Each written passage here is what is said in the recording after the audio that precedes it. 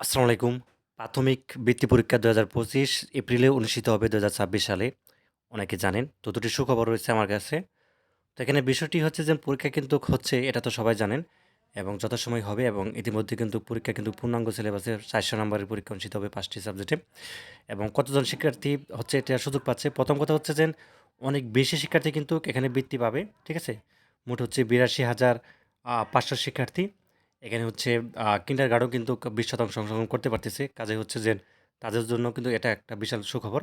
তো যাই হোক শুরুতে একটি অ্যানাউন্সমেন্ট রয়েছে আমরা একটু শুরুতে একটু দেখে নেই।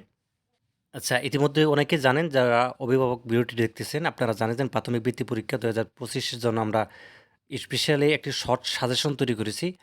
এই সাজেশনটা পড়লেই অর্থাৎ শিক্ষার্থীর জন্য যথেষ্ট, অর্থাৎ পরীক্ষার্থীর জন্য এবং এটার মূল্য হচ্ছে মাত্র ৳১০০ ঠিক আছে? ২৪ পৃষ্ঠার একটা সাজেশন। ৫ টি সাবজেক্ট থাকবে ওখানে এবং যে নাম্বারটি স্ক্রিনে দেখতে পাচ্ছেন, এই নাম্বারটির মধ্যে WhatsApp বা ইমো আছে। ওখানে গিয়ে দেন হচ্ছে আমার সাথে যোগাযোগ করলে হবে, মেসেজ করলে হবে।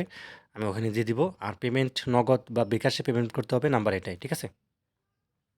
যা হোক সুখবর এটাই এটা হচ্ছে যে ৮২,৫০০ শিক্ষার্থী কিন্তু বৃত্তি পাবে। ঠিক আছে? একটা। আর কিন্ডারগার্টেন কিন্তু অংশগ্রহণ করতে পারতেছে। ঠিক আছে? যাদের অনেকদিন দাবি ছিল যে আসলে আ দেশে কিন্তু কিন্ডারগার্টেনের সংখ্যা অর্থাৎ প্রতিষ্ঠানের সংখ্যা অনেক বেশি। তাদের যে সুযোগ ছিল না। কিন্তু ২০% আসলে বৃদ্ধি করা হয়েছে বেসরকারিভাবে যারা কিন্ডারগার্টেন শিক্ষার্থী রয়েছে। ঠিক আছে? তাদের জন্য একটা বড় সুযোগ। ঠিক আছে? তো আর যারা সরকারি আ শিক্ষার্থী অর্থাৎ বিদ্যালয়গুলো রয়েছে যারা পড়তেছে, ওখানে কিন্তু ৮০% বৃত্তি দেওয়া হবে। ঠিক আছে? আশা করি বিষয়টি বুঝতে পারছেন।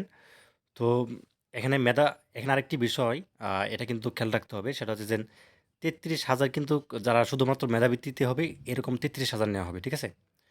এবং আর বাকিগুলা হচ্ছে সাধারণ যে বৃত্তি আছে সেগুলো নেওয়া হবে। মানে ৪৯,৫০০ আরকি সাধারণ বৃত্তি পাবে। তো যাই হোক এখানে হচ্ছে আসলেও আ বৃত্তিটা আসলে সম্মানের বিষয়। ঠিক আছে? এটা হচ্ছে আসলে টাকাটা বড় বিষয় না। বিষয়টি হচ্ছে সম্মানের বিষয় এবং এককালীন এবং একের সাথে হচ্ছে প্রতি মাসে, ঠিক আছে? একটা নির্দিষ্ট পরিমাণে টাকা দেওয়া হবে। তো যাই হোক এই নিয়ে আলোচনা করছি। তো যাই হোক মোটামুটি ২ টি সুখবর রয়েছে।